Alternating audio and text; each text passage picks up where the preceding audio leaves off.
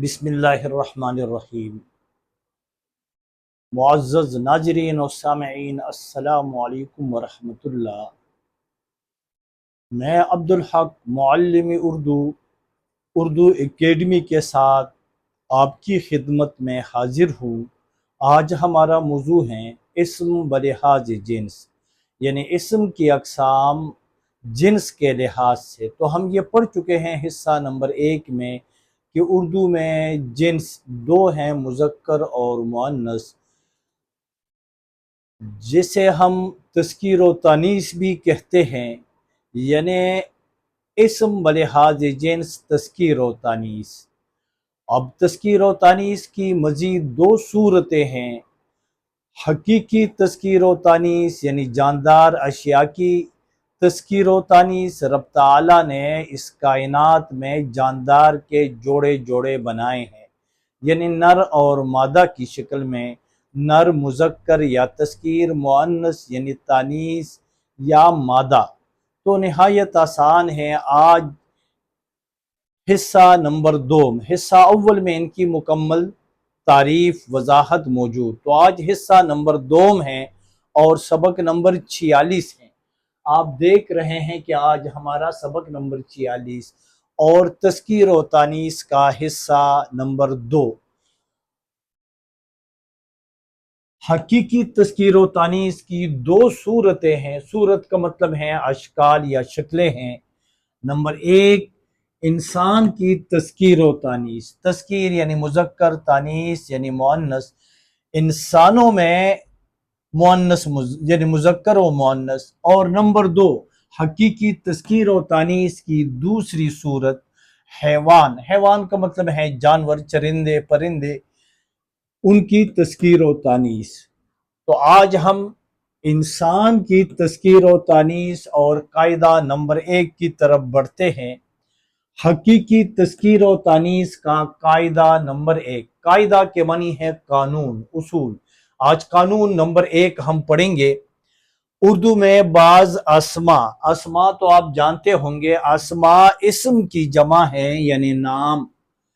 اصل قواعد یعنی گرامر کی اپنی ایک زبان ہے یا الفاظ ہیں، وہاں پر کبھی بھی آپ لفظ نام نہیں سنیں گے، بلکہ اسم اور نام الفاظ مترادف ہیں۔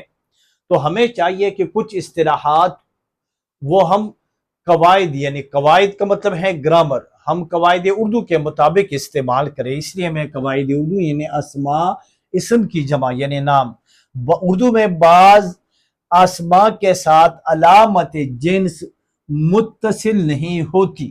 علامت جنس، علامت کا مطلب ہے نشانی، اور جنس کہا جاتا ہے مذکر و مؤنث، یعنی اردو میں جنس کی یہی 2 اقسام ہے، جس کو ہم مؤنث یعنی مذکر مؤنث بھی کہا جاتا ہے، اور اسی کو تذکیر و تانیث بھی کہا جاتا ہے۔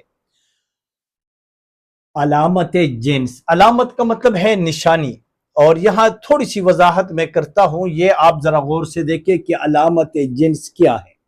علامت جنس یعنی اسم آپ سمجھدار ہیں کہ اسم قواعد کی زبان میں نام کو کہا جاتا ہے، یعنی وہ نام جس کے آخر لڑکا بکرا میں آخری حرف، اس میں آپ آخری حرف دیکھیں گے، اور یہی آخری حرف بطور علامت ہم استعمال کرتے ہیں۔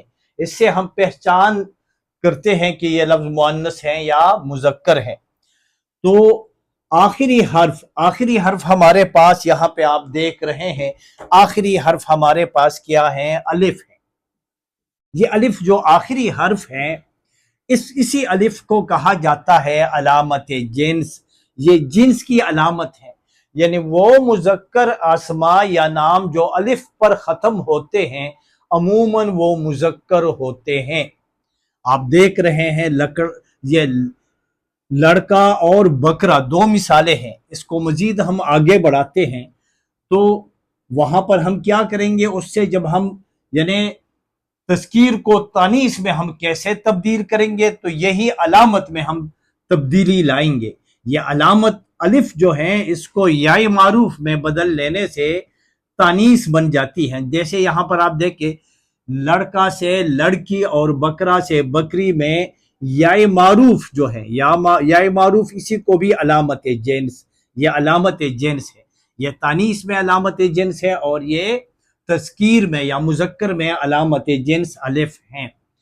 تو بعض ہمارے پاس ایسے نام بھی ہیں کہ ان ناموں کے آخر میں، آخری حرف میں ایسی کوئی علامت تذکیر و تانیث کی کوئی علامت یعنی نشانی کوئی علامت موجود نہیں ہوتی، اور تذکیر و تانیث کی آخری یعنی وہ اسماء جس کے آخر میں ہم دیکھتے ہی پہچان لے کہ یہ مؤنث ہیں یا مذکر ہیں، تو ان علامات کو، ان نشانات کو علامت جنس کہا جاتا ہے۔ اردو میں بعض اسماء کے ساتھ علامت جنس متصل نہیں ہوتی۔ متصل کا مطلب ہے پیوستہ، جڑا ہوا، ان کے آخر میں کوئی ایسی علامت موجود نہیں ہوتی جس سے ہم پہچان سکے کہ یہ لفظ مذکر ہیں یا مؤنث، یعنی یہ نام مذکر ہیں یا مؤنث ہیں، کوئی پہچان نہیں ہوتی، کوئی علامت نہیں ہوتی۔ لیکن وہ اسماء، وہ چند اسماء حقیقی جنس کی وجہ سے، حقیقی، آپ بار بار، حقیقی کا مطلب ہے اصلی، اور اس کا مطلب ہے اصلی جو وہ ہے جاندار اشیاء، حقیقی جنس یعنی جاندار جنس کی وجہ سے، یعنی جنس بار بار میں سمجھا چکا ہوں کہ جنس کا مطلب ہے مذکر و مؤنث، جس کو ہم تذکیر و تانیث بھی کہتے ہیں۔ تذکیر و تانیث یعنی جاندار تذکیر و تانیث کی وجہ سے مذکر یا مؤنث ہوتے ہیں، اور وہ تو انسان اشرف المخلوقات ہیں، اور رب نے اس کائنات میں جو جوڑے جوڑے جاندار کے بنائے ہیں، انسان بہت آسانی کے ساتھ ان کو سمجھ پاتا ہے، سمجھ لیتا ہے کہ ان میں مذکر کیا ہے اور مؤنث کیا ہے جاندار میں، جیسے لڑکا اور لڑکی، جاندار میں بکرا اور بکری آپ دیکھ رہے ہیں۔ اس قاعدہ، یہ اوپر والا قاعدہ جس میں علامت جنس موجود نہیں ہوتی، اسی اچھا یہ ذرا سنیں، ایسے اسماء اپنی ہیئت کے معنی ہے بناوٹ، ساخت، اپنی بناوٹ سے تذکیر و تانیث کا اظہار کرے یا نہ کرے، وہ چاہے وہ علامت سے اپنا اظہار کرے یا نہ کرے، مگر خارجی دنیا، خارجی کا مطلب ہے یہ موجودہ دنیا جس میں ہم آباد ہیں، اور اسی کو مادی دنیا بھی کہا جاتا ہے، اسی کو خارجی دنیا، یہ موجودہ دنیا اس مادی دنیا کے عین یعنی بالکل مطابق ہیں، یعنی حقیقی تذکیر و تانیث یہ خارجی دنیا کے عین مطابق ہیں۔ اور اسی قاعدے کے مطابق مذکر و مؤنث کے لیے پھر ہمارے جو اہل زبان ہیں، ماہرین ہیں، ہمارے اساتذہ ہیں، انہوں نے جدا جدا الفاظ بنائے ہوئے ہیں، تو وہاں پر جہاں پر علامت نہیں ہوتی وہاں پر جدا جدا الفاظ پہلے سے اردو میں رائج ہیں، یعنی وہاں پر بھی ہمیں کوئی مشکل پیش نہیں آتی، یعنی ہمارے جو اہل زبان ہیں، ماہرین ہیں، انہوں نے پہلے سے ان کو علیحدہ کیا ہوا ہے۔ تو جدا جدا الفاظ، کس کے لیے جدا جدا الفاظ؟ یعنی مذکر و مؤنث کے لیے جدا جدا الفاظ اردو زبان میں موجود ہیں۔ ذیل میں، ذیل کا مطلب ہے نیچے، نیچے ہم یہ جو لکھ چکے ہیں، ذیل میں اسی قاعدے کے معنی ہے قانون کے تحت نیچے مذکر و مؤنث کے لیے الگ الگ یعنی جدا جدا الفاظ، الگ الگ الفاظ موجود ہیں۔ یہاں پر آپ دیکھ رہے ہیں ہمارے پاس ایک لفظ ہے داماد، تو بہو یا خواجہ، خاتون، مرد، عورت، آپ دیکھ رہے ہیں کہ ان میں کوئی ہم رد و بدل نہیں کرتے، جہاں پر علامات موجود ہوتی ہیں وہاں پر رد و بدل نہایت آسان، ایک قاعدہ مقرر ہے کہ تذکیر میں جو آخری علامت جنس ہیں وہ علامت تانیث میں یعنی یا معروف میں بدل لینے سے ہم مذکر مؤنث بنا لیتے ہیں، اور نہایت آسان ہے، بنانا نہایت آسان ہے یہاں پر جہاں پر یہ علامات موجود ہیں۔ لیکن یہاں پر آپ دیکھ رہے ہیں کہ ایسی کوئی علامت ان میں موجود نہیں، لیکن جدا جدا الفاظ موجود ہیں۔ یہاں پر دیکھیں یعنی علامت جنس کے بغیر، اور آج جو علامت جنس کے بغیر، تو یہ ہمارے پاس ہے قاعدہ. یہ قاعدوں کا سلسلہ آگے ہم بڑھائیں گے انشاءاللہ.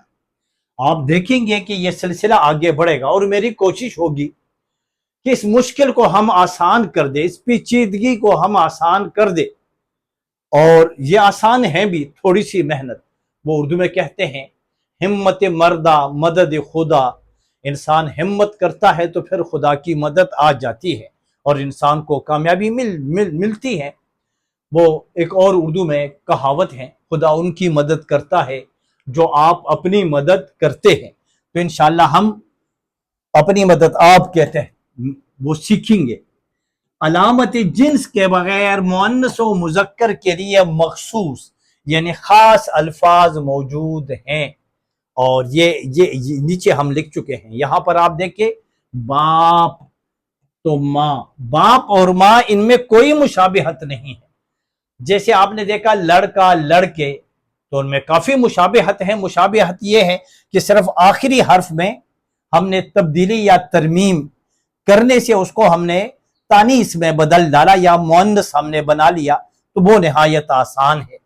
لیکن یہاں پر وہ آخری حرف میں وہ یعنی پہ جو ہیں یہ علامت جنس نہیں ہے. ماں کے آخر میں بھی نون غنہ بھی علامت جنس نہیں ہے. اردو میں اب جیسے بہت سارے الفاظ استعمال ہوتے ہیں جس کے آخر میں نون غنہ تو موجود ہیں لیکن وہ مذکر ہے، مؤنث نہیں ہے ماں کی طرح. جیسے اردو میں ہے میاں، وہ میاں خوش رہو ہم دعا کر چلے، وہ میر تقی میر کا بڑا مشہور اور مطلع شعر ہے. فقیرانہ آئیں صدا کر چلے، میاں خوش رہو ہم دعا کر چلے. میاں اب معشوق دوست کو بھی کہا جاتا ہے، محترم جناب کے معنوں میں بھی استعمال ہوتا ہے. میاں بیوی، میاں خاوند کے معنوں یعنی مذکر کے معنوں میں استعمال ہوتا ہے. اور میاں ہم دیکھ رہے ہیں اللہ، میاں اللہ کے لیے بھی اردو میں مستعمل ہے. تو آپ دیکھ رہے ہیں کہ یہاں پر یہ نون غنہ یہ علامت جنس نہیں ہے، یہ ایک علیحدہ علیحدہ الفاظ بنے ہوئے ہیں.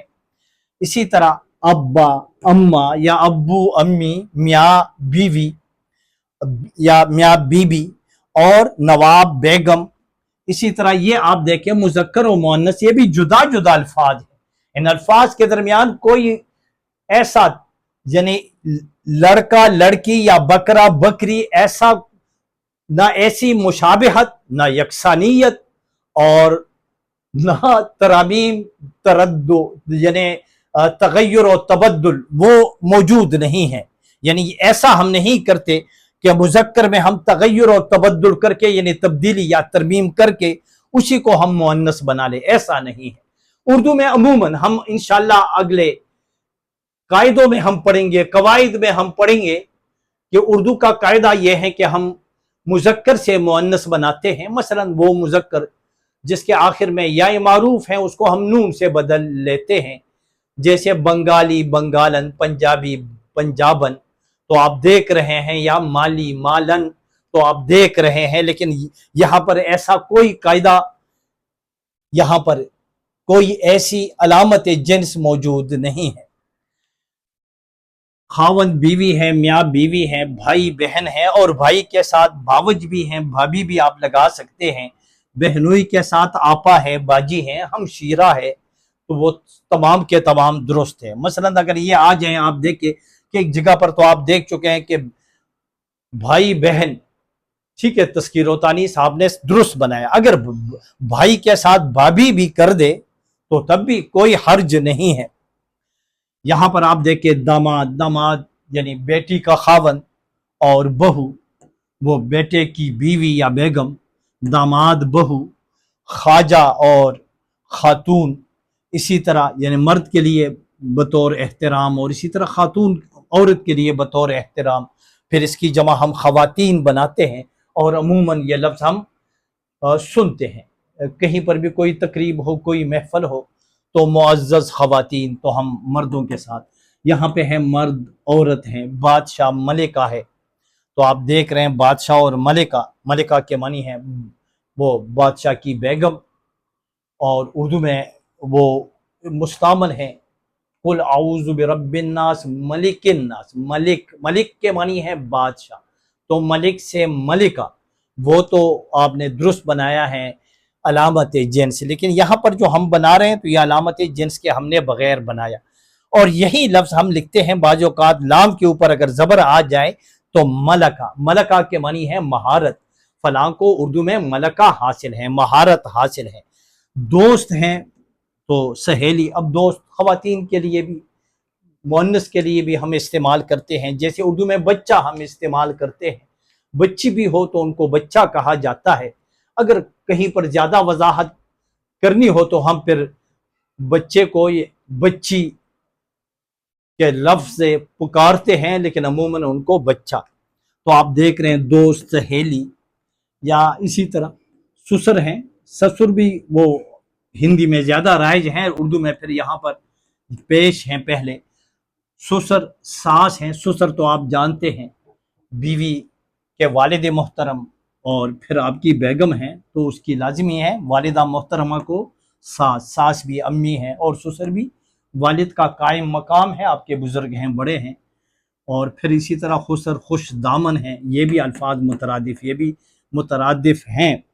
खुश दामन यानी जिसके दामन से खुशियाँ मिले, यानी बीवी मिले, सास को उर्दू में खुश दामन भी कहा जाता है।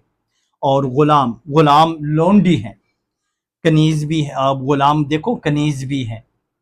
और खसम शोहर को कहा जाता है, और जोरू यानी बीवी या जोजा, ये तमाम के तमाम अल्फाज मुतरादिफ हैं, हम माना हैं।